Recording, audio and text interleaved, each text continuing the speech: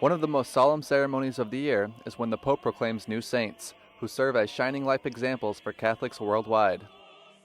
In order to declare someone a saint, the Church launches an intense investigation that can take years. During this time, the postulator examines whether or not the candidate really lived like a hero of Christian virtue. Silvia Corrale is from Argentina. She is one of the few female postulators in the world.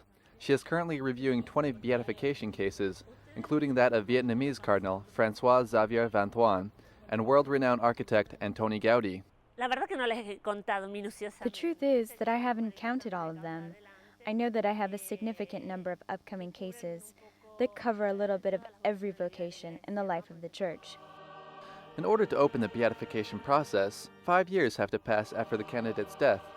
This time period is necessary to evaluate if this person's saintly legacy is kept alive or forgotten. That sense of God's people, among which this person was a saint, we would say we have the public opinion, that common feeling of the people, of the ordinary people of God. This is already a sign.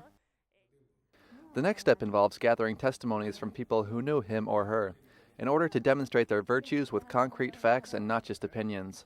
With this information, a detailed biography called Positio is compiled. It's a book that contains the biographical synthesis of the servant of God and information on each of the cardinal virtues that we receive in baptism: faith, hope, and charity, justice, prudence, fortitude, and temperance, and also virtues like humility. The postulator will ultimately have to prove a miracle occurred in order to validate that the candidate intercedes between man and God. The Church considers this a sign from God that certifies that this person is in heaven. The last step before being canonized is being beatified, which means that a person can be venerated in their diocese. In order to declare someone a saint, an additional miracle has to be proven.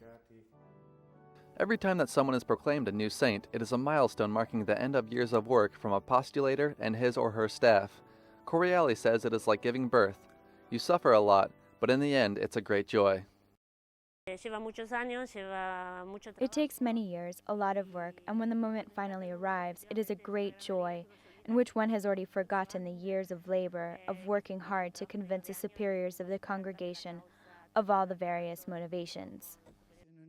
Benedict XVI says that saints are like the jewels that adorn the Church. Because of this, the work of the postulators like Silvia Corrale is like that of a goldsmith, whose vocation is about making each and every one shine.